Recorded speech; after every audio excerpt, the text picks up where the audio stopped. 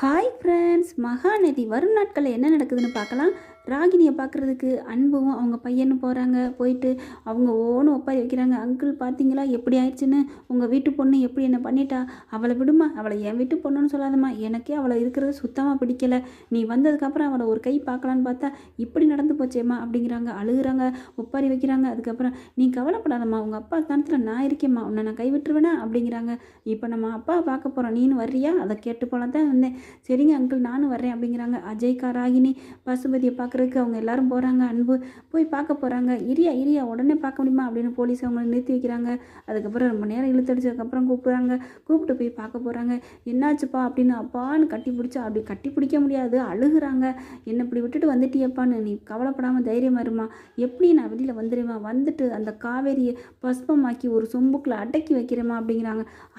அவன் என்ன பெரிய வில்லாதி வில்லியாக இருப்பா போல இருக்கே, இந்த கண்ணில் பூந்து இந்த கண்ணில் பாஞ்சிருவா போல இருக்கே, என்னம்மா கமுக்கமாக வேலை பார்த்துருக்குறா, இது வரைக்கும் சைலண்டாக சிரிச்சுக்கிட்டே இருந்தா பாருங்க. அப்போவே நினச்சேன், அதான் சொல்லுவாங்க, சீறி வர்ற பாம்பை கூட நம்பலாம், அப்படி சிரிக்கிற போது நம்பாத அப்படிம்பாங்க, ஒரு பழமொழியை சொல்கிறாங்க. அதுக்கப்புறம் என்ன பண்ணுறாங்க, அன்பு அவங்க அப்படி பயங்கரமாக டென்ஷன் ஆகி கத்துறாங்க. இவ இப்படி நம்மளை கவுத்துட்டாளேன்னு, விடுங்க சம்மந்தி, அவளை நான் சும்மா விட மாட்டேன், வெளியில் வந்து பார்த்துறேன், வக்கீலோட தானே வந்திருக்கீங்க அப்படிங்கிறாங்க. ஆமாம் நான் வக்கீலோட வந்திருக்கேன், கொடுத்துருக்காங்க, ஜாமீன் கொடுக்குறாங்களா என்னன்னு தெரியல, நாங்கள் பேசிட்டு அதுக்கப்புறம் என்னன்னு சொல்கிறோம் அப்படிங்கிறாங்க. பார்த்தீங்கன்னா என்ன சொல்கிறாங்க, சொத்து சுகம்லாம் ஏதாவது ஒரு பத்திரத்தோடு கொண்டாந்து ஒரு ஜாமீன் கொடுக்கணுங்க, சும்மாலாம் ஜாமீன் கொடுத்தா வாங்க முடியாது அப்படிங்கிறாங்க. அதுக்கப்புறம் இருங்க பசுபதி, நான் எப்படியாவது போயிட்டு ஏதாவது ஏற்பாடு பண்ணிட்டு வரோம் அப்படின்னு சொல்லிட்டு கிளம்பி வராங்க. ராகினி இப்போ அன்பு அவங்க எல்லோரும் வர்றாங்க. வேகமாக போய் வந்து சொத்து பத்திரத்தை எடுக்கிறாங்க. ராகினி சைன் போட்டு கொடுக்குறாங்க. இதை கொண்டே கொடுத்துட்டு எப்படியாவது நம்ம அப்பாவை ஜாமீனில் எடுத்து ஆகணும் அங்கிள் அப்படிங்கிறாங்க. சரிம்மா நாங்கள் போய் கூட்டிகிட்டு வரோம், நீ தைரியமாக வீட்டில் இருமா, நீ அலையாதம்மா அப்படின்னு சொல்லிட்டு அன்பும் அவங்க பையனும் அங்கே போலீஸ் ஸ்டேஷன் போகிறாங்க. இங்கே என்ன நடக்குது, இங்கே கடைக்கு வராங்க, குமரன் கடைக்கு நிவின் பார்க்குறதுக்கு வர்றாங்க. பார்த்துட்டு என்னாச்சு ஏதாச்சு, இவங்க நிச்சயத்தான் நடக்குதா என்னங்கிற மாதிரி கேள்விப்பட்டு போகலான்னு வந்தாங்க. ஏன்னா கல்யாணம் பண்ண போகிறாங்கிறது தெரிஞ்சிருச்சு இல்லையா, அதனால கேட்கல தான் அங்கே வீட்டில் தான் நின்று போச்சுங்கிறது தெரியுமே தகவல். குமரன் சொல்கிறாங்க, உங்களுக்கு தெரியாதா, ஏன் நிவின் உனக்கு என்ன தெரியாமல் இருக்கு இந்த நியூஸு, இல்லையே தெரியாது உண்மையை சொல்லு அப்படிங்கிறாங்க. அப்போ தான் சொல்கிறாங்க விவரம் பூராத்தையுமே, இந்த மாதிரி நின்று போச்சுன்ட்டு. நின்று போச்சா, அப்பா நல்ல வேலை, காவேரி வாழ்க்கையை கெடுக்காம விட்டாலே அது வரைக்கும் சந்தோஷம் அப்படின்னு நினச்சி சந்தோஷப்பட்டுக்கிறாரு. என்னமோ இன்னும் என்ன பண்ண போகிறேன் தெரியல, வெளியில் வந்து மறுபடியும் டார்ச்சர் பண்ண போகிறான். சரி கல்யாணம் நடந்தால் தான் டார்ச்சர் பண்ணுவேன், அவன் எப்படி கல்யாணம் பண்ணாமல் போக போகிறேன், அவங்களுக்குள்ள பிரச்சனை இல்லைல்ல, அதனால் வெளியில் வந்து தாராளமாக கல்யாணம் பண்ணிட்டா மறுபடியும் அங்கே போய் டார்ச்சர் தானே பண்ண போகிறாங்க, என்ன பண்ண போகிறாங்கன்னு புரியலையே அப்படின்னு நிவின் பயந்து பயங்கரமாக நினைக்கிறாங்க.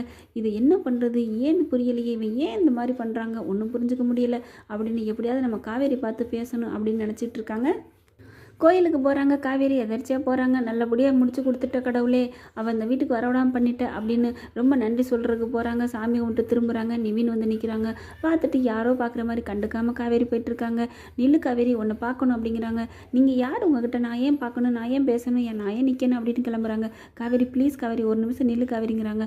நான் எல்லாமே கேள்விப்பட்டேன், நிச்சயத்தை நின்று போச்சாமே அப்படிங்கிறாங்க. ஆமாம் நின்று போச்சு, இப்போ என்ன பண்ணணுங்கிறீங்க, என்ன காவேரி எதுக்கும் பட்டும் படாமல் பேசுகிறேன், இங்கே பாருங்கள் உங்களுக்கு எனக்கும் ஒன்றுமே இல்லை, தயவு செஞ்சு உங்கள் வாழ்க்கையை நீங்கள் பாருங்கன்னு சொல்லிட்டு கேட்க மாட்டேங்கிறீங்க அப்படிங்கிறாங்க. இல்லை காவேரி, நீங்கள் அடிக்கடி வந்து விஜயை பார்க்குறீங்க, எனக்கு அந்த விஷயம் தெரிஞ்சே ஆகணுங்கிறாங்க. இல்லை காவேரி அது வந்து அப்படின்னு எல்லாத்தையும் சொல்கிறாங்க. நீ வந்து 8 மாதத்தில் போகிறேன்னு சொன்னார், அக்ரிமெண்ட் கல்யாணம் மாமே எல்லாமே சொல்லிட்டாங்கன்னு நிவின் சொல்கிறாங்க. அப்படியே அதிர்ச்சி ஆகிறாங்க. எல்லா உண்மையும் சொல்லிட்டாரா, இவர் ஏன் இப்படி பண்ணணும் அப்படின்னு சொல்லிட்டு அதனால தான் இப்படி ஓயாமல் வந்து நின்று பேசிக்கிட்டு இருக்காரா அப்படின்னு. இங்கே பாருங்கள் நிவின், அவர் சொன்னது எதையுமே நீங்கள் காதில் வாங்காதீங்க, என்னை பற்றி உங்களுக்கு தெரியும், நான் சொன்னது தான் அப்படிங்கிறாங்க. தெரியும் காவேரி அப்படிங்கிறாங்க. நீ நல்லா இருக்கணும்னு தான் நான் நினைக்கிறேன் காவேரி, என்னை நீ தப்பாகவே புரிஞ்சிட்ருக்க. நான் உங்களை தப்பாகவே புரிஞ்சுக்கலைங்க, நான் கரெக்டாக தான் புரிஞ்சிருக்கேன், ஆனால் என்ன நீங்கள் தப்பாக புரிஞ்சிட்ருக்கீங்க, என்ன காவேரி சொல்கிறேன், அவர் என்னை விட்டுட்டு 8 மாதத்தில் அனுப்புனாலும் அவர் கட்டின தாலியோடு நான் வாழத்தான் செய்வேனே ஒழிஞ்சு, நான் வீட்டில் இருந்தாலும் அவர் நினைவோடு தான் இருப்பேன். ஏன்னா ஒரு பாட்டி கல்யாணம் முடிஞ்சிச்சு, இனிமேல் இன்னும் உங்களை கல்யாணம் பண்ணி ஏற்றுக்கிட்டு வாழ்கிற தகுதியெல்லாம் எனக்கு நினைப்பு இல்லை, தகுதி இருக்கோ இல்லையோ எனக்கு அந்த நினைப்பே இல்லை. ஆனால் அவரை பற்றி நீங்கள் தப்பாக நினச்சிட்டு இருக்கீங்க, அவர் ரொம்ப நல்லவர் விஜய், அவர் இப்போதைக்கு சொல்லலாம், ஆனால் நாளைக்கு என்னை விட்டுட்டு அவரால் இருக்க முடியாது, என்னோட அவர் வாழ்ந்துருவார், நான் 8 மாதத்தில் என்னை விட முடியாதுன்னு அவரே சொல்லுவார். இல்லை அப்படியே என்னை கொண்டே விட்டாலும் உன்னை விட்டுட்டு என்னால் இருக்க முடியலை காவேரி அப்படின்னு சொல்லி என்னை கூட்டிகிட்டே போய் வாழ்வார். அது எனக்கு நம்பிக்கை இருக்குது. அது வரைக்கும் நான் எங்கள் அம்மா வீட்டில் போய் இருந்தாலும் இருப்பேனே ஒழிஞ்சு வேறு யாரையுமே கல்யாணம் பண்ணிக்க மாட்டேன். அது சரி, உங்களுக்கு ஒன்று புரியுதா இல்லையா? அவர் கூட வாழையிலே அவருக்கு இஷ்டத்துக்கு நான் கேட்க மாட்டேன். அதாவது கல்யாணம் பண்ணிக்கோன்னு சொல்கிற இஷ்டத்தை.